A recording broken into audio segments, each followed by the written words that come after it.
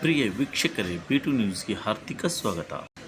ವಿಜಯಪುರ ಜಿಲ್ಲೆಯ ಮುದ್ದೇಬಿಹಾಳ ತಾಲೂಕಿನ ಹರೇಮುಳ ಗ್ರಾಮದಲ್ಲಿ ಮೇಲ್ಛಾವಣಿ ಕುಸಿದು 4 ಗಾಯ, 3 ಜಿಲ್ಲಾಸ್ಪತ್ರೆಗೆ ದಾಖಲು. ಭೇಟಿ ನೀಡಿದ ಮಾಜಿ ಶಾಸಕ ಎಸ್ ಪಾಟೀಲ್ ನೊಂದ ಕುಟುಂಬಕ್ಕೆ ಪಡಿತರ ವಿತರಣೆ ಮಾಡಿದರು. ಗ್ರಾಮ ಪಂಚಾಯತಿ ಅಭಿವೃದ್ಧಿ ಅಧಿಕಾರಿ KH ಕುಂಬಾರ್ ಹಾಗೂ NG ಬಿರಾದಾರ್ ಕಾರ್ಯದರ್ಶಿಗಳು ಹಾಗೂ ಸದಸ್ಯರು ಸೇರಿದಂತೆ ನೊಂದ ಕುಟುಂಬಕ್ಕೆ ಪಡಿತರ ವಿತರಣೆ ಮಾಡಿದರು. ವಿಷಯ ತಿಳಿದ ಬಿಜೆಪಿ ರೈತ ಮೋರ್ಚಾ ರಾಜ್ಯಾಧ್ಯಕ್ಷ ಎಸ್ ಪಾಟೀಲ್ ಅವರು ಮುಖಂಡರೊಂದಿಗೆ ಸ್ಥಳಕ್ಕೆ ಭೇಟಿ ನೀಡಿ ನೊಂದ ಕುಟುಂಬದ ಇತರ ಸದಸ್ಯರೊಂದಿಗೆ ಅಜ್ಜಿ ಚಿನ್ನಮ್ಮ ಬಂಡಿವಡ್ಡ ರುದ್ರಪ್ಪ ಅವರ ಹಿರಿಯ ಮಗಳು ಯಶೋಧ ಅವರ ಸಾಂತ್ವನ ಹೇಳಿ ಘಟನೆ ನಡೆದ 12 ಗಂಟೆ ಮೇಲಾದರೂ ಹಿರೇಮುರಾಳ ಗ್ರಾಮ ಪಂಚಾಯತ್ PDO ಅಭಿವೃದ್ಧಿ ಸಹಾಯ ನೀಡಿಲ್ಲ ಎನ್ನುವ ಒಂದು ವಿಷಯ ತಿಳಿದು ಸ್ಥಳಕ್ಕೆ ಆಗಮಿಸಿ ವಾಸ್ತುಸ್ಥಿತಿ ಅರಿತುಕೊಂಡು ನೊಂದವರಿಗೆ ನೆರವಾಗಲು ಪ್ರಯತ್ನ ನಡೆಸಿದರಲ್ಲವುದನ್ನು ಕೇಳಿ ಕೆಂಡಮಂಡಲದ ಅವರು ಅಲ್ಲಿಂದ ಸಂಬಂಧಿಸಿದ ಅಧಿಕಾರಿಗಳಿಗೆ ಕರೆ ಮಾಡಿ ಬೇಜಾರಿತನಕ್ಕೆ ಬಿಸಿ ಮುಟ್ಟಿಸಿದರು. 108 ಆಂಬ್ಯುಲೆನ್ಸ್ ಸೇವೆಗೆ 108 ಬಾರಿ ಕರೆ ಮಾಡಿದರೂ ಸ್ಪಂದಿಸಿಲ್ಲ. ಪೊಲೀಸರು ಸ್ಥಳಕ್ಕೆ ಬಂದಿಲ್ಲ. ಏಕೆ ಈ ವ್ಯವಸ್ಥೆ ತಾಲೂಕಿನಲ್ಲಿ ಆಡಳಿತ ವ್ಯವಸ್ಥೆ ಸತ್ತು ಹೋಗಿದೆಯಾ ಎಂದು ಬಡವರ ರೈತರ ಎಂದರ ಆಡಳಿತ ವರ್ಗಕ್ಕೆ ಅಷ್ಟೊಂದು ನಿರ್ಲಕ್ಷ್ಯವೇ ಎಂದು ಮಾಜಿ ಶಾಸಕ ಎಸ್ ಪಾಟೀಲ್ ಹರಿಹಾಯ್ದರು. ಈ ವೇಳೆಗೆ ಸ್ಥಳಕ್ಕೆ ಬಂದ PDO KH ಕುಂಬಾರ್ ಅವರನ್ನು ತರಾಟೆಗೆ ತೆಗೆದುಕೊಂಡರು. ಕೂಡಲೇ ನೊಂದ ಕುಟುಂಬಕ್ಕೆ ಅಗತ್ಯ ನೆರವು ಕಲ್ಪಿಸದಿದ್ದರೆ ಪರಿಣಾಮ ನೆಟ್ಟಿಗಿರುವುದಿಲ್ಲ ಎಂದು ಎಚ್ಚರಿಸಿದರು. ಘಟನೆಯಲ್ಲಿ ಎಲ್ಲವನ್ನೂ ಕಳೆದುಕೊಂಡ ಕುಟುಂಬಕ್ಕೆ ತಾತ್ಕಾಲಿಕ ನೆರವಾಗಲು ವೈಯಕ್ತಿಕ ದಿನಬಳಕೆ ವಸ್ತುಗಳನ್ನು ಪಡಿತರ ಕಿಟ್ ವಿತರಿಸಿದರು. ಶಾಸಕರೊಂದಿಗೆ ಆಗಮಿಸಿದಂಥ ಗಿರೀಶ್ಗೌಡ ಪಾಟೀಲ್, ಬಸವರಾಜ್ ಸ್ವರೂಪ್, ಶೇಖಪ್ಪ ನಾರಾಯಣಪುರ, ಆದಪ್ಪ ನಾಗರತ್ತಿ, ಅಪ್ಪನ ದನ್ನೂರ್, ಸಂಗಯ್ಯ ಹಿರೇಮಠ್, ಅಂಬರೀಶ್ ನಾಗರತ್ತಿ, ಆದಪ್ಪ ರಾಮುಡಿಗೆ, ರಮೇಶ್ ಒಗ್ಗರ್, ವೀರೇಶ್ ಬಡಿಗೇರ್, ಸುರೇಶ್ ಅಂಗಡಿ, ಶಿವು ಯಾಳವಾರ, ಗಿರೀಶ್ ಲಿಂಗದಳ್ಳಿ, ಆದೇಶ ನಾಗರತ್ತಿ, ಶಿವಾನಂದ ಮೂರಾಳ್, ಮಯೂರ್ ಬೋವಿ ಮತ್ತಿತರರು ಸ್ಥಳಕ್ಕೆ ಆಗಮಿಸಿ ಸಾಂತ್ವನ ಹೇಳಿ ಶಾಸಕರೊಂದಿಗೆ ಸಹಾಯಹಸ್ತ ಚೆಲ್ಲಿದರು. ಮಧ್ಯಾಹ್ನದ ನಂತರ ಗ್ರಾಮ ಪಂಚಾಯತಿ PDO ಕುಂಬಾರ್ ಹಾಗೂ NG ಬಿರಾದಾರ್ ಅವರು ಸೇರಿ ತಾತ್ಕಾಲಿಕ ವ್ಯವಸ್ಥೆಯನ್ನು ಮಾಡಿದರು. ಗ್ರಾಮ ಪಂಚಾಯತಿ ವತಿಯಿಂದ ಸಂತ್ರಸ್ತ ಕುಟುಂಬಕ್ಕೆ ದಿನಬಳಕೆ ವಸ್ತುಗಳಂಥ ಪಾತ್ರೆ, ಆಹಾರ ಧಾನ್ಯಗಳನ್ನು ಸೇರಿದಂತೆ ಕೆಲ ಸಾಮಗ್ರಿಗಳನ್ನು ಒದಗಿಸಿ ಹಾಸಿಗೆ ಹೊಂದಿಕೆ ಅಗತ್ಯ ಬಿದ್ದರೆ ಇನ್ನಷ್ಟು ನೆರವು ನೀಡುವುದಾಗಿ ಭರವಸೆ ನೀಡಿ ನೊಂದ ಕುಟುಂಬಕ್ಕೆ ವಾಸಕ್ಕೆ ಮನೆ ಇಲ್ಲದ ಕಾರಣ ಸರ್ಕಾರಿ ಪ್ರಾಥಮಿಕ ಶಾಲಾ ಒಂದು ಕೊಠಡಿಯಲ್ಲಿ ಇರಲು ತಾತ್ಕಾಲಿಕ ವ್ಯವಸ್ಥೆ ಕಲ್ಪಿಸಲಾಗಿತ್ತು. ಮಾಜಿ ಶಾಸಕ ಎಸ್ ಪಾಟೀಲ್ ಅವರು ಹೋದ ಮೇಲೆ ತಹಸೀಲ್ದಾರ್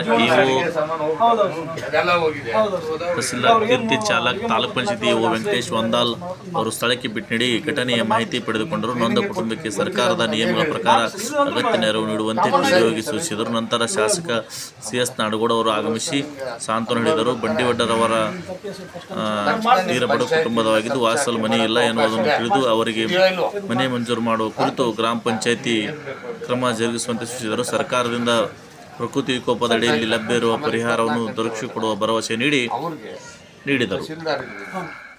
ಅವ್ರಂಗೂ ದುಡ್ಡು ಕೊಡ್ಸಕ್ ಬರ್ತೀವಿ, ಮನೆ ಕಟ್ಸ್ಕೊಡೋದು, ಮನೆ ಪರಿಹಾರ ಕೊಡೋದು ಅದು ಆಮೇಲೆ ಸೆಕೆಂಡ್ರಿ. ತಕ್ಷಣಕ್ಕೆ ಅವ್ರಿಗೆ ಇಮಿಡಿಯೇಟ್ ಆಗಿ ರಿಲೀಫ್ ಕೊಡ್ಬೇಕಲ್ಲ. ಈಗೇನು ಮೂಲಭೂತ ಏನದ ಸರ್, ರೇಷನ್ ಅವರು ಸಾಯಂಕಾಲದೊಳಗೆಲ್ಲ ವ್ಯವಸ್ಥೆ ಆಗ್ಬೇಕು. ಅರ್ಥ ಆಯ್ತಾ? ಅವು ಕುಟುಂಬಕ್ಕೆ ಏನೇನು ಬೇಕು ಸಾಯಂಕಾಲದೊಳಗೆ ಕೊಟ್ಟಿಲ್ಲ ಅಂದರೆ ಮತ್ತೆ ನಾನು ಸಾಯಂಕಾಲ ವಿಸಿಟ್ ಮಾಡ್ತೀನಿ. ಅವ್ರಿಗೆ ಏನೇನು ಕೊಡ್ಬೇಕು ಬರೀ ಅಷ್ಟೇ ಅಲ್ಲ, ಅವ್ರಿಗೆ ಹಣಕಾಸಿನ ನೆರವು ಕೊಡ್ಬೇಕು ನೀವು ತಕ್ಷಣಕ್ಕೆ. ಒಂದು ಕಡೆ ಮೆಡಿಕಲಲ್ಲಿ ನೋಡ್ಕೊಡೋದು ಬೇರೆ, ನಾನು ಅಲ್ಲಿ ಹೋಗ್ತಾ ಇದ್ದೀನಿ ಬಿಜಾಪುರಕ್ಕೆ. ಅವ್ರಿಗೆ ತಕ್ಷಣಕ್ಕೆ ಏನು ಅವ್ರು ಬದುಕಲಿಕ್ಕೆ ಏನೇನು ಬೇಕು ಬೇಸಿಕ್ ಬರ್ಡೇ ಸಾಮಾನು ಎಲ್ಲ ಕೊಡಿಸ್ಬೇಕು ಅವ್ರಿಗೆ ತಕ್ಷಣಕ್ಕೆ. ಅರ್ಥ ಆಯ್ತಾ? ಅಡುಗೆ ಮಾಡ್ಕೊಂಡು ತಿನ್ಲಿಕ್ಕೆ ಅವ್ರಿಗೆ ರೇಷನ್ ಸೊಲ್ಯೂಷನ್ಸ್, ಅವ್ರಿಗೆ ಹಾಸಿಗೆ ಗೀಸಿಗೆ ಏನು ಬೇಕು ಎಲ್ಲನೂ ಕೂಡ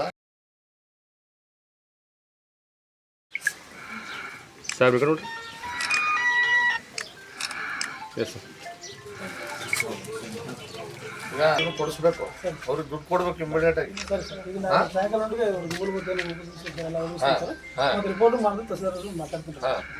ಮುಗಿಸಿಲ್ಲ ಡಾಕ್ಟರ್ ಸಾಹೇಬ್. ಹೌದೌದು 4 ಏನು ಓಕೆ ಅಲ್ಲ ಡಾಕ್ಟರ್ ಸಾಹೇಬ್ ಏನು ಹೆಡ್ ಇಂಜುರೀಸ್ ಇದೆಯಾ?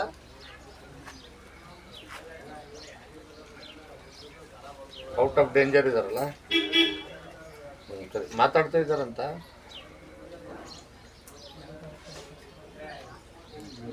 ಅದೇ ಅಲ್ಲ ಒಂದೇ ಅಕಸ್ಮಾತ್ ಹೆಡ್ ಇಂಜುರೀಸ್ ಇದ್ದರೆ ಅಲ್ಲಿ ನಿಮ್ಮ ಗೌರ್ಮೆಂಟ್ ಹಾಸ್ಪಿಟ್ಲಲ್ಲಿ ಫೆಸಿಲಿಟಿ ಇರೋದು ಕಡಿಮೆ, ಅದಕ್ಕೆ ಹೇಳಕತ್ತೀನಿ. ಅವ್ರಿಗೆ ಹೆಡ್ ಇಂಜುರೀಸ್ ಇದ್ದರೆ ಇಮಿಡಿಯೇಟ್ ಯಾರು ನಿಮ್ಮ ಯಾರು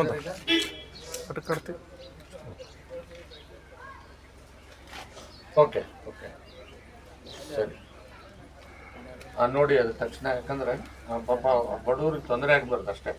ಒಂದು ವೇಳೆ ಹೆಡ್ ಇಂಜುರೀಸ್ ಇದ್ದರೆ ಅದೇ ಇದು ಇದ್ದರೆ ಅವ್ರನ್ನ ಪ್ರೈವೇಟ್ ಹಾಸ್ಪಿಟ್ಲಿಗೆ ಇಮಿಡಿಯೇಟ್ ಶಿಫ್ಟ್ ಮಾಡ್ಬೇಕಾಗ್ತದೆ. ಯಾಕಂದ್ರೆ ಅಲ್ಲಿ ಗೌರ್ಮೆಂಟ್ ಹಾಸ್ಪಿಟ್ಲಿಗೆ ಹೆಡ್ ಇಂಜುರಿಗೆ ಫೆಸಿಲಿಟೀಸ್ ಇಲ್ಲ, ಉಳಿದಕ್ಕೆಲ್ಲ ಇದೆ. ನನಗೆ ಗೊತ್ತಿರೋ ಹಾಗೆ ಅದು ಸ್ಕ್ಯಾನಿಂಗ್ ಎಲ್ಲ ಮಾಡಿದಾಗ ಗೊತ್ತಾಗ್ತದೆ.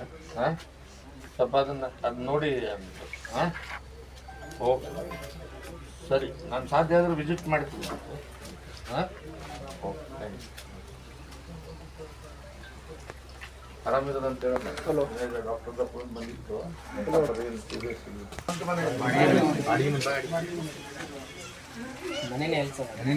ಮನೆ ಕೊಡಿ ತಕ್ಷಣಕ್ಕೆ, ಜಾಗ ಇರ್ಬೇಕಲ್ಲ. ನಾನೇ 6,000 ರೂಪಾಯಿ ಕೊಟ್ಟಿದ್ದೀನಿ. ಬಡವರಿಗೆ ಕೊಟ್ಟರು ಅಲ್ಲ, ಬಡವರಿಗೆ ಕೊಟ್ಟರು ಅಂದ್ರೆ ನಾಲ್ಕು ನನ್ನ ಸರ್ಕಾರದಿಂದ ಕೊಟ್ಟಿರೋ ಮನೆಗಳು 6,000 ಮನೆಗಳು ಕೊಟ್ಟಿದ್ದೀನಿ. ಜಾಗ ಐತೆ ಇಲ್ಲಿ, ಜಾಗ ಇಮಿಡಿಯೇಟ್ ಆಗಿ ಅವ್ರಿಗೊಂದು ಮನೆ ಮಾಡಿಸ್ಕೊಟ್ಟು. ಯಾರದು ನಿಮ್ಮ ಪಂಚಾಯತಿ ಅಧ್ಯಕ್ಷರು ಯಾರು ಹೇಳ್ಬಿಟ್ಟು ಇಮಿಡಿಯೇಟ್ ಆಗಿ ಮಾಡಿಸ್ಕೊಡ್ತು. ಮಾಡ್ಕೊಂಡು ಬಡವರಿಗೆ ಮಾಡಿದ್ರೆ ಪುಣ್ಯ ಬರ್ತದೆ. ಅಲ್ಲಲ್ಲ ಅವ್ರಿಗೆ ಏನು ಬೇಕು ಇಮಿಡಿಯೇಟ್ ಆಗಿ ಎಲ್ಲ ವ್ಯವಸ್ಥೆ ಮಾಡ್ಕೊಡ್ಬೇಕು. ಅರ್ಥ ಆಯ್ತಾ?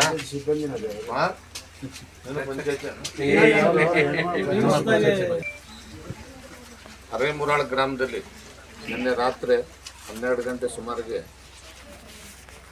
ಬಂಡಿ ವಡ್ಡರ್ ಅನ್ನುವಂಥ ಒಂದು ಕುಟುಂಬ, ರುದ್ರಪ್ಪ ಬಂಡಿ ವಡ್ಡರ್ ಮತ್ತು ಅವರ ಧರ್ಮಪತ್ನಿ ಮಲ್ಲಮ್ಮ, ಜೊತೆಗೆ ಅವ್ರ ಮೊಮ್ಮಗ, ಆಮೇಲೆ ಅವ್ರ ಇನ್ನೊಬ್ಬರು ಶಾರದಾ ಅಂತೇಳಿ ಮಗಳು ಮತ್ತು ಮೊಮ್ಮಗ, 4 ಜನ ಮಲ್ಕೊಂಡಾಗ ಗೋಡೆ ಬಿದ್ದು ಅವ್ರ ಮೇಲೇನೆ ಬಿದ್ದಿರೋದ್ರಿಂದ 4 ಜನಕ್ಕೂ ಇಂಜೂರಿ ಆಗಿದೆ. ಜೊತೆಗೆ ಪಾಪ ಅವ್ರ ಮಗಳು ಹೊರಗಡೆ ಮಲ್ಕೊಂಡಿದ್ದಾರೆ ಅಂತೇಳಿ ಒಂದಿಬ್ಬರು 6 ಜನರಲ್ಲಿ ಒಂದಿಬ್ಬರು ಹೊರಗಡೆ ಮಲ್ಕೊಂಡಿದ್ದಾರೆ. ಗಂಭೀರ ಗಾಯಗಳಾಗಿದೆ ಅಂತಕ್ಕಂಥದ್ದು ಕೂಡ ನನ್ನ ಗಮನಕ್ಕೆ ಬಂದಿದೆ. ನನಗಾಗಲೇ ತಹಸೀಲ್ದಾರ್ಗೆ ಈ ವಿಚಾರವನ್ನು ಮಾತನಾಡಿದ್ದೇನೆ. ಮತ್ತು ಈಗ ತಾನೇ ಆಸ್ಪತ್ರೆಗೆ ಡಾಕ್ಟರ್ ಹತ್ರನೂ ಕೂಡ ಮಾತನಾಡಿದ್ದೇನೆ. ಔಟ್ ಆಫ್ ಡೇಂಜರ್ ಇದ್ದಾರೆ ಅಂತಕ್ಕಂಥದ್ದನ್ನು ನನ್ನ ಗಮನಕ್ಕೆ ತಂದಿದ್ದಾರೆ. ನಾನು ಒಂದೇ ಹೇಳೋದು ಸರ್ಕಾರಕ್ಕೆ, ಬಹುಶಃ ನನಗನ್ನಿಸಿದ್ರೆ ಇಷ್ಟೊತ್ತಿಗೆ ಇದೆಲ್ಲ FIR ಆಗಿಬಿಟ್ಟಿದೆ, ಇದೆಲ್ಲ ರಿಪೋರ್ಟ್ ಆಗಬೇಕು. ಈಗಾಗಲೇ ನನಗನ್ಸಿದ ಮಟ್ಟಿಗೆ 12 ಗಂಟೆ ಆಗ್ತಾ ಬರ್ತಾ ಇದೆ, 11 ಗಂಟೆ 12 ನಿಮಿಷ ಟೈಮ್. ಒಂದೇನಪ್ಪ ಅಂದರೆ, ನಾನು ಈಗಾಗಲೇ ಮೊನ್ನೆನೂ ಕೂಡ ಒಬ್ಬ ರೈತನಿಗೆ ಮೊಸಳೆ ಹಿಡ್ಕೊಂಡು ಹೋದಂಥ ಸಂದರ್ಭದಲ್ಲಿ ಕುಂಚನೂರು ಗ್ರಾಮದಲ್ಲಿ ಅವತ್ತು ಕೂಡ 12 ಗಂಟೆ ಸುಮಾರು ವಿಸಿಟ್ ಕೊಟ್ಟಿದೆ. ನಾನು ಬರೋವರೆಗೆ ಒಬ್ಬ ಆಫೀಸರ್ ಬಂದಿರಲಿಲ್ಲ, ಒಬ್ಬನೇ ಒಬ್ಬ ತಾಲೂಕು ಮಟ್ಟದ ಅಧಿಕಾರಿ ವಿಸಿಟ್ ಮಾಡಿರಲಿಲ್ಲ. ನಂತರ ನಾನು ಬಂದು ಅಲ್ಲಿ ನಿಂತ್ಕೊಂಡು DC ಗೆ SP ಅವರಿಗೆ ಮಾತನಾಡಾದ್ಮೇಲೆ PSI ಬಂದ, CPI ಬಂದ. ಇಲ್ಲೂ ಅಷ್ಟೇ ರಾತ್ರಿ 12 ಗಂಟೆಗೆ ಆಗಿದೆ. ಇಷ್ಟೊತ್ತಿಗೆ ಅಧಿಕಾರಿಗಳು ಬಂದು ಇಲ್ಲಿ ವಿಸಿಟ್ ಮಾಡಬೇಕು. ಮಾನವೀಯತೆಯ ದೃಷ್ಟಿಯಿಂದ ಕುಟುಂಬಕ್ಕೆ ಏನು ಸಹಾಯ ಮಾಡಬೇಕಾಗ್ತದೆ, ಸರ್ಕಾರದ ಜವಾಬ್ದಾರಿ. ಅದಕ್ಕೋಸ್ಕರನೇ ಸರ್ಕಾರ ಸಂಬಳ ಕೊಟ್ಟಿರ್ತದೆ. ಬಹುಶಃ ಇವತ್ತಿನ ಆಡಳಿತ ವ್ಯವಸ್ಥೆ ಹೇಗಿದೆ ಅನ್ನೋದನ್ನು ನಮ್ಮ ಜನ ನೋಡ್ತಾ ಇದ್ದಾರೆ. ಯಾರು ಸತ್ತೋದ್ರು ಸರಿ, ಯಾರು ಗಾಯಗೊಂಡ್ರು ಸರಿ, ಬಡವರು ಬದುಕಿದಾರೋ ಸತ್ತಿದಾರೋ ನೋಡೋದಕ್ಕೆ ಆಡಳಿತ ವ್ಯವಸ್ಥೆ ಇವತ್ತು ಸಂಪೂರ್ಣವಾಗಿ ಕುಸಿದೋಗಿರ್ತಕ್ಕಂಥದ್ದನ್ನು ನಾವು ಗಮನಿಸ್ತಾ ಇದ್ದೀವಿ. ನಾನು ಒಂದೇ ಈ ಸರ್ಕಾರಕ್ಕೆ ಹೇಳಿಕ್ಕೆ ಬಯಸ್ತೇನೆ, ಕನಿಷ್ಠ ಇಂಥ ಸಂದರ್ಭಗಳಲ್ಲಾದರೂ ಕೂಡ ಸ್ಪಂದಿಸುವಂಥ ಕೆಲಸ ಆಗಬೇಕು. ವಾಸ್ತವವಾಗಿ 24 ಗಂಟೆ ಬಿದ್ದ ತಕ್ಷಣವೇ ಮೊದಲು ಸ್ಥಳೀಯ ಅಧಿಕಾರಿಗಳು ಬರಬೇಕು, ತಾಲೂಕು ಅಧಿಕಾರಿಗಳು ಬರಬೇಕು. ಆ ಕುಟುಂಬಕ್ಕೆ ಏನೆಲ್ಲ ಬಾಂಡೆ ಸಾಮಾನೆಲ್ಲ ಈಗ ಕಂಪ್ಲೀಟ್ ಮಣ್ಣಲ್ಲಿ ಬಿದ್ದು ಹೋಗ್ಬಿಟ್ಟಿದೆ. ಎಲ್ಲ ಟಿ ವಿ ಎಲ್ಲ ಒಡೆದೋಗ್ಬಿಟ್ಟಿದೆ. ಬೇಸಿಕ್ಸ್ ಆ ಕುಟುಂಬ ಬದುಕಲಿಕ್ಕೆ, ಅಡುಗೆ ಮಾಡ್ಕೊಳ್ಳಿಕ್ಕೆ ಸಾಮಾನು ಇರ್ಬೋದು, ಇನ್ನೊಂದು ಇರ್ಬೋದು, ರೇಷನ್ ಇರ್ಬೋದು, ಅದನ್ನು ತಕ್ಷಣ ಒದಗಿಸ್ಬೇಕಾಗ್ತದೆ.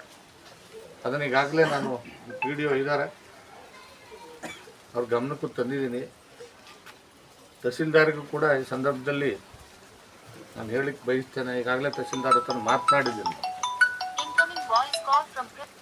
ಆ ಕುಟುಂಬಗಳೇ 4 ಜನ ಗಾಯಗೊಂಡಿದ್ದಾರೆ. ಅವರು ಸಂಪೂರ್ಣ ಸರ್ಕಾರ ಜವಾಬ್ದಾರಿ ತಗೊಳ್ಬೇಕಾಗ್ತದೆ. ಅವರ ಆರೋಗ್ಯವನ್ನು ಕಾಪಾಡಲಿಕ್ಕೆ ಒಂದು ವೇಳೆ ಹೆಡ್ ಇಂಜುರೀಸ್ ಇದ್ದರೆ ತಕ್ಷಣ ಗೌರ್ಮೆಂಟ್ ಹಾಸ್ಪಿಟ್ಲಲ್ಲಿ ಫೆಸಿಲಿಟೀಸ್ ಇಲ್ಲ ಅಂದರೆ ಖಾಸಗಿ ಆಸ್ಪತ್ರೆಗಳಿಗೆ ಶಿಫ್ಟ್ ಮಾಡಿ ಸರ್ಕಾರವೇ ಖರ್ಚು ವೆಚ್ಚವನ್ನು ಭರಿಸಿ ಅವ್ರಿಗೆ ನೀವು ಆ ಮೆಡಿಕಲ್ಲು ಟ್ರೀಟ್ಮೆಂಟ್ಸ್ಗಳನ್ನು ಕೊಡಿಸ್ಬೇಕಾಗ್ತದೆ. ಜೊತೆಗೆ ಅವ್ರಿಗೆ ಪರಿಹಾರವನ್ನು ಕೊಡಬೇಕಾಗ್ತದೆ ತಕ್ಷಣಕ್ಕೆ. ಆಮೇಲೆ ಅವರು ಪಾಪ ಬಾಡಿಗೆ ಮನೆಯಲ್ಲಿದ್ದಾರೆ. ನಾನು ಒಂದೇ ಹೇಳಲಿಕ್ಕೆ ಬಯಸ್ತೇನೆ, ನಾನು ಹಿಂದೆ MLA ಇದ್ದಾಗ 6,000 ಮನೆಗಳು ಕೊಟ್ಟಿದ್ದೀನಿ. ಯಾರು ಮಾರ್ಕೊಂಡು ತಿಂತಾ ಇದ್ದೀರಲ್ಲ, ನಿಮ್ಮ ಮಾನ ಮರ್ಯಾದೆ ಇದ್ದರೆ ಒಂಚೂರು ಬಡವ್ರ ಮನೆ ಕಡೆ ಬಂದು ನೋಡಿ. ಆ ಬಡವರಿಗೆ ಒಂದು ತಕ್ಷಣ ಒಂದು ಮನೆ ಹಾಕ್ಕೊಡ್ತಕ್ಕಂಥ ಕೆಲಸ ಮಾಡಿದರೆ ಪುಣ್ಯ ಬರ್ತದೆ. ನಾನು ಜನರಲ್ ಮೆರಿಟಲ್ಲೇ 6,000 ಮನೆಗಳನ್ನು ಕೊಟ್ಟೋಗಿದ್ದೀನಿ. ಈಗ ಅದು ಯಾರ್ಯಾರು ಹಂಚ್ಕೊತಾ ಇದ್ದಾರೆ ಗೊತ್ತಾಗಿದೆ ನನಗೆ. ಅದಕ್ಕೆ ಬಡವರು ಕೊಟ್ಟಿರೋ ಮನೆಗಳನ್ನ ನೀವು ಹಂಚ್ಕೊಳ್ದೇನೆ ದುಡ್ಡಿಗೋಸ್ಕರ ಇಂಥ ಬಡವ್ರನ್ನ ಹುಡುಕಿ ಕೊಡುವಂಥ ಕೆಲಸ ಆಗಬೇಕು. ಮತ್ತು ನಾನು ಈಗಾಗಲೇ ವಿಡಿಯೋರಿಗೆ ಕೂಡ ಹೇಳಿದ್ದೇನೆ, ಕೊಡ್ತೀನಿ ಅಂತ ಹೇಳಿದ್ದಾರೆ. ಸೊ ಅವ್ರಿಗೆ ತಕ್ಷಣ ಒಂದು ಜಾಗ ಮತ್ತು ಎಲ್ಲಿ ಮನೆ ಕಟ್ಸ್ಕೊಡೋದಕ್ಕೆ ಅವ್ರಿಗೆ ಸರ್ಕಾರದ ಸವಲತ್ತು ಏನು ಬರ್ತದೆ ಪರಿಹಾರ ಕೊಡೋದು ಮಾಡಿ. ಜೊತೆಗೆ ಮತ್ತು ಅದಕ್ಕೆ 108 ರೂಲ್ಸ್ ಹಚ್ಚಿಸ್ಬೇಡ್ರಿ. ಕಾನೂನು ಪಾಠ ಹೇಳೋದನ್ನು ನಿಲ್ಲಿಸ್ಬೇಕು. ಗೊತ್ತಾಯ್ತಾ? ಯಾವುದೋ ಒಂದು ಕೊಕ್ಕೆ ಹಾಕ್ಬಿಡೋದು ಅಲ್ಲಿಗೆ. ನಾನು ನಿನ್ನೆ ಕುಂಚನೂರು ಗ್ರಾಮದಲ್ಲಿ ಪಾಪ ಅವನು 6:30ಗೆ ಎತ್ತುಗಳು ಮೈ ತೊಳೆಯಕ್ಕೆ ಹೋಗ್ಯಾನ. ಅಮಾಸೆ ದಿವಸ ಹೋಗ್ಯಾನ. ಒಂದು ಎತ್ತು ಮೈ ತೊಳೆದು ಕಟ್ಟ್ಯಾನ, ಇನ್ನೊಂದು ತೊಳೆದ್ರಾಗ ಪೂರಾ ಮೊಸಳೆಗಳು ಬಂದ್ಬಿಟ್ಟವಲ್ಲಿ ಅಟ್ಯಾಕ್ ಮಾಡಕ್ಕೆ. ಆ ಗಾಬರಿಯಾಗಿ ಅವನು ನೀರಲ್ಲಿ ಮುಳುಗಿಬಿಟ್ಟಾನ. ಅಲ್ಲೆಲ್ಲ ನೋಡಿದವನು ಹೇಳ್ತಾನೆ ದರ್ಯಪ್ಪ ಅಂತ ಅಲ್ಲಬ್ಬ ಅವನ ಜೊತೆಗಿದ್ದವ. ಅವ ಹೇಳ್ತಾನೆ ಸಾವಿರ ಮೊಸಳೆಗಳು ಬಂದ್ಬಿಟ್ಟವ್ರಿ ಅಟ್ಯಾಕ್ ಮಾಡಕ್ಕೆ. ಅವ ಗಾಬರಿಯಾಗಿ ಮುಳುಗಿಬಿಟ್ಟ ನೀರಾಗಿ.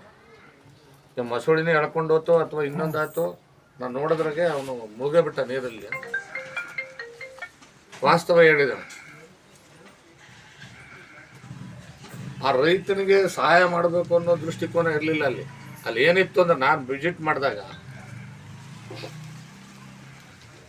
ಅಲ್ಲಿ ಒಬ್ಬ ಬೀಟ್ ಪೊಲೀಸ್ ಹಿಡ್ಕೊಂಡು ಇಲ್ಲ ಕಾಲು ಜಾರಿ ಬಿದ್ದಾನಂತೇಳಿ ರಿಪೋರ್ಟ್ ಕೊಡು ಅಂತೇಳಿ. ಅಂದರೆ ವಾಸ್ತವ ಏನಿದೆ ಮುಚ್ಚಿತ್ತು. ಅವ್ನು ಕಾಲು ಜಾರಿ ಬಿದ್ದಾನೆ ಅಂದ್ರೆ ತಾನಾಗಿ ಬಿದ್ದಾನಂತ ತೋರಿಸೋದು. ಅಂದರೆ ಅವನಿಗೆ ₹1 ಪರಿಹಾರ ಬಂದಿರಬಾರ್ದು. ಮತ್ತು ಪರಿಹಾರ ಕೊಡ್ಬೇಕಾದ್ರೆ ನೀವು ಯಾವ ಪಾರ್ಟಿ ಅವನು ನೋಡೋದು ಮತ್ತೆ ಅದರಾಗ ಬೇರೆ. ಇವ ನಮ್ಮ ಪಾರ್ಟಿ ಅವನ ಅಥವಾ ಇವ ಪಾರ್ಟಿ ಅವನ. ಇಂಥ ನೀಚ್ ಕೆಲಸ ಮಾಡುವಂಥ ಕೆಲಸ ಅಲ್ಲಿ ನಡೆದಿತ್ತು. ನಾನು ಹೋಗಿ ಅದು ಜಾಡಿಸಿದ ಮೇಲೆ ಅದು FIR ಆಯಿತು. ಇಲ್ಲದೆ ಹೋದ್ರೆ ಮುಚ್ಚಾಕೋರು. ಈಗಾದರೂ ಅಷ್ಟೇ, ಅವು ಇನ್ನೂ ಮೆಡಿಕಲ್ ರಿಪೋರ್ಟೇ ಬಂದಿಲ್ಲ. ಆದರೆ ಸ್ಥಳೀಯ PSI ಪತ್ರಿಕೆಗೆ ಹೇಳಿಕೆ ಕೊಡ್ತಾನೆ ಏನಂತ, ಅವನ ದೇಹದ ಮೇಲೆ ಯಾವುದೇ ಗಾಯ ಇರಲಿಲ್ಲ. ನೀನೇ ಅವನು ಹೇಳಕ್ಕೆ ನಿನ್ಗೆ ಯಾರು ಅಧಿಕಾರ ಕೊಟ್ಟರು? ಅಲ್ಲಿ ಇನ್ನೂ ಮೆಡಿಕಲ್ ರಿಪೋರ್ಟ್ ಬರ್ಬೇಕು. ಆಮೇಲೆ ಅವನ ರೂಲ್ಸ್ ಪ್ರಕಾರ CSI ಏನು ನಮ್ಮ ಅವನಿಗೆ ಡ್ಯೂಟಿ ರೂಲ್ಸ್ ಇರ್ತದೆ. ಗೌರ್ಮೆಂಟ್ ಸರ್ವೆಂಟ್, ಸರ್ಕಾರ ಸಂಬಳ ಕೊಡ್ತೈತಿ.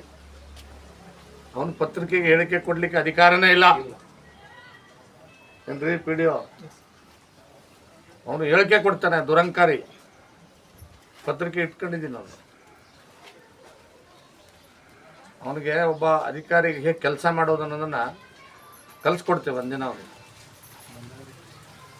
ಕಲಿಸ್ದೆ ಬಿಟ್ರೆ ಮತ್ತು ನಾನು AS ಪಾಟೀಲ್ ನಡಾಳಿನೇ ಅಲ್ಲ, ಅದು ಹೇಳ್ಬಿಡ್ತೀನಿ. ನಾನು ಇಂಥ ದುರಂಕಾರಿ ಆಫೀಸರ್ಗಳಿಗೆ ಯಾವ ರೀತಿ ನಡೆಸ್ಕೋಬೇಕು ಅನ್ನೋದು ಗೊತ್ತಿದೆ ನನಗೆ. ಮುಂದೆ ಇವನು ಹೇಳಿಕೆ ಕೊಡ್ತಾನೆ, ಅದು ಪೋಸ್ಟ್ ಮಾರ್ಟಮ್ ರಿಪೋರ್ಟ್ ಬರಲಿ, FIR ಅಲ್ಲಿ ಅವರು ಸ್ಥಳೀಯ ಇವ್ರು ಹೇಳ್ತಾರೆ.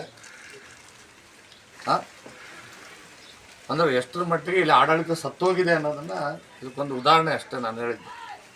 ಅದಕ್ಕೆ ಮಾಧ್ಯಮದ ಸ್ನೇಹಿತರಿಗೆ ನಾನು ವಿನಂತಿ ಮಾಡ್ತೇನೆ, ನೀವು ಪತ್ರಿಕೆಗಳಲ್ಲೆಲ್ಲ ಬರಿತಾ ಇರೋದ್ರಿಂದ ಸ್ವಲ್ಪ ಏನಾದರೂ ಅಲರ್ಟ್ ಆಗಿದ್ದಾರೆ ಅಷ್ಟೇ. ನೀವು ಬರೆದ ಮೇಲೆ ಅವ್ರು ಬರ್ತಾರೆ. ನನಗನ್ಸಿದ ಮಟ್ಟಿಗೆ ಸಾಯಂಕಾಲದೊಳಗೆ ನೋಡೋಣ ಯಾರ್ಯಾರು ಬರ್ತಾರೆ ಗೊತ್ತಿಲ್ಲ ಇಲ್ಲ ನನಗೆ. ಅಟ್ಲೀಸ್ಟ್ ಅವ್ರು ಬರ್ತಾರೆ ಅಂತ ವೆಯ್ಟ್ ಮಾಡಬೇಡಿ. ಅವ್ರಿಗೇನು ನಮ್ದೇನಾಯ್ತು ನಮ್ಗೆ ಕೊಡಬೇಕಾಗಿದೆ ಕೊಡಿ. ಸದಾ ಒಂದು ತಾಸು ಒಂದು ವೇಳೆ ಸಾಯಂಕಾಲದೊಳಗೆ ಅವ್ರಿಗೆ ಸೂಕ್ತವಾದಂಥ ಪರಿಹಾರನ ಮತ್ತು ಅವ್ರಿಗೇನು ಬಾಂಡೆ ಸಾಮಾನು ಬೇಕು, ರೇಷನ್ ಬೇಕು ಕೊಡದೆ ಹೋದರೆ ಮತ್ತೆ ನಾನು ವಿಸಿಟ್ ಮಾಡ್ತೇನೆ. ಇಲ್ಲಿ ಗಮನದಲ್ಲಿಡ್ತೀರಿ. ಸರಿ ಸರ್. ಯಾವುದೇ ಕಾರಣಕ್ಕೂ ಈ ತಾಲೂಕಿನಲ್ಲಿ ಒಬ್ಬ ಬಡವನಿಗೆ ಅನ್ಯಾಯ ಆಗೋದಕ್ಕೆ ನಾನಂತರೂ ಬಿಡಲ್ಲ. ನನ್ನ ಜನ ನನಗೆ ಈ ಸಾರಿ ಅಧಿಕಾರ ಕೊಡದೇ ಇರ್ಬೋದು, ಅದು ನನ್ನ ಕರ್ತವ್ಯ ಏನು, ನಾನು ಖಂಡಿತವಾಗಲೂ ಮಾಡ್ತೇನೆ. ಮತ್ತು ನಾನು ಆಗ್ರಹ ಮಾಡ್ತೇನೆ ಆಡಳಿತಕ್ಕೆ, ಜಿಲ್ಲಾಧಿಕಾರಿಗಳಿಗೆ, ದಯಮಾಡಿ ಎಲ್ಲೆಲ್ಲಿ ಈ ರೀತಿಗಳ ಇನ್ಸಿಡೆಂಟ್ಸ್ಗಳು ಜಿಲ್ಲೆಯಲ್ಲಿ ನಡೀತಾ ಇದೆ ಎಲ್ಲ ಕಡೆ ವಿಸಿಟ್ ಮಾಡೋದು ಕಲೀರಿ. ಸ್ವಲ್ಪ AC ರೂಮ್ ಬಿಟ್ಟು ಹೊರಗಡೆ ಬನ್ನಿ ಅಧಿಕಾರಿಗಳು, ವಿಸಿಟ್ ಮಾಡಿ ಎಲ್ಲೆಲ್ಲಿ ಏನು ಪರಿಸ್ಥಿತಿ ಇದೆ ಅಂತ ನೋಡಿದರೆ ಆ ಕುಟುಂಬಗಳ ನೋವೇನು ಅಂತ ಗೊತ್ತಾಗ್ತದೆ. ಅನ್ನೋ ಮಾಧ್ಯಮದ ಮುಖಾಂತರ ನಾನು ಆಗ್ರಹ ಮಾಡ್ಲಿಕ್ಕೆ ಬಯಸ್ತೇನೆ. ತಕ್ಷಣ ಕ್ರಮ ತಗೊಳ್ಬೇಕು, ಅವ್ರಿಗೆ ಸೂಕ್ತ ಪರಿಹಾರ ಕೊಡಬೇಕು. P2 ನ್ಯೂಸ್ ಕನ್ನಡ, ಇದು ಭರವಸೆ ಧ್ವನಿ. ಲೈಕ್ ಮಾಡಿ, ಶೇರ್ ಮಾಡಿ, ಕಮೆಂಟ್ ಮಾಡಿ, ಸಬ್ಸ್ಕ್ರೈಬ್ ಮಾಡಿ.